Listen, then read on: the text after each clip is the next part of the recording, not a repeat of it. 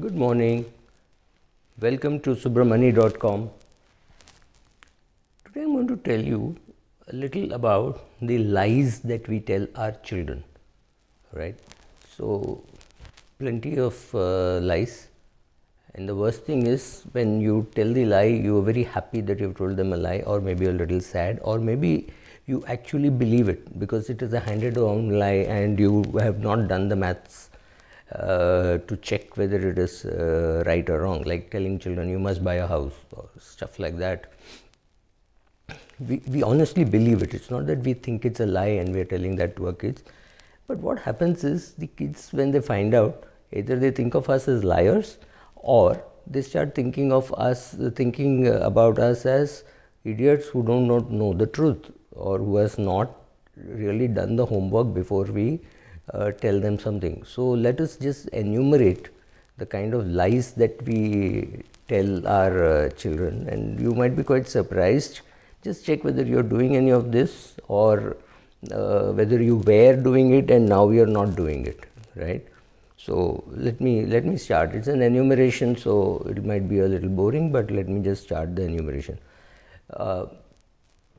Right when they're kids, we tell them older people know everything, and what we are doing is for your good. We know what is good. So because we are older, we know what is good, and we are giving it to you in a capsule. It is very good for you. I think that's a lie number one.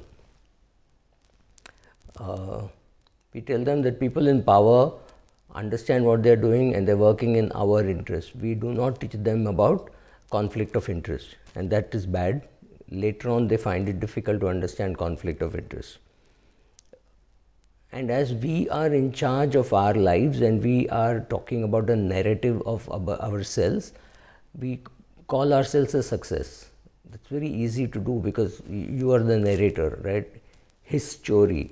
It is his story, so it cannot be bad. You're the hero, and you tell them a lot of incidents about your life as to how you wish it had happened rather than how it had happened. Kids find out.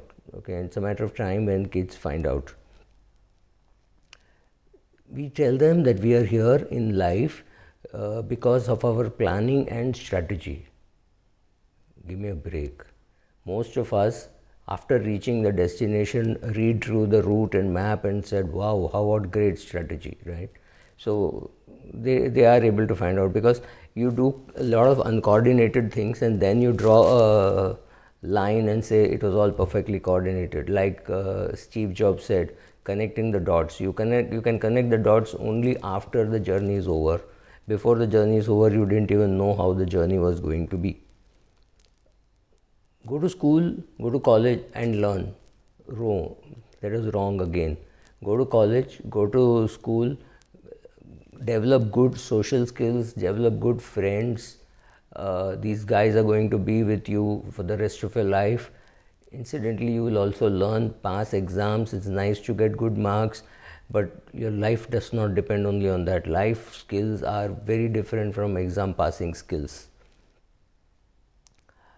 Another thing which we keep, either we believe or we like to tell them, is all rich and successful people, whether they are politicians or businessmen or bureaucrats, have always followed all the rules. Completely wrong. I know enough big industrialists, big businessmen who are now big, who were happily defaulting on their provident fund and TDS and using that money as working capital, not paying telephone bills till the last day when it would get disconnected. Everybody has done these things in their past. I am not saying these are good things or bad things, but yes, it's very difficult to follow all the rules always and be successful. So behind every successful man, there will be some periods of time at the beginning or somewhere when he was not following all the rules. So let the kids have that flexibility. Rules have been made for the common good for all. Again, complete nonsense.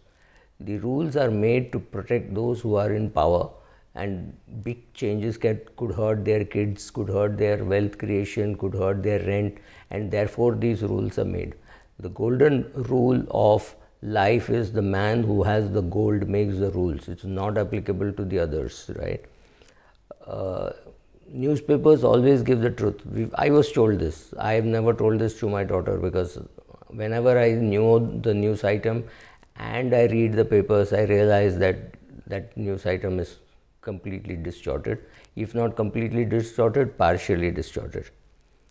If you tell them that the newspapers are here and the television is here to report the truth, there's obviously something wrong with you, because if you either believe it and say it, you're wrong, and if you don't know, you need to check, right?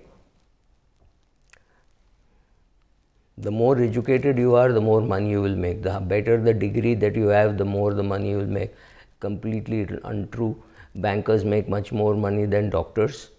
And I think it takes much more time to get a nice degree like a DM, which means you're talking about 10-12 years of studies at least after passing 12. So that is huge.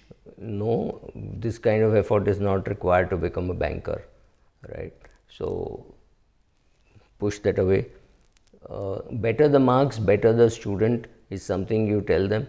This is partially true, because when I look at a student who has got very good marks, I look at that student and say, wow, he has taken the trouble to be good at what he is doing at that point in time. That's all. I'm not saying so therefore he is great. I'm saying he's been very focused. So I'm looking at his focus and saying he knew this was his goal, he knew what are the steps, and he has achieved it. Therefore, to me, a good academic record helps. But then I would be equally happy if he did so well in a sport or something, because again it shows focus.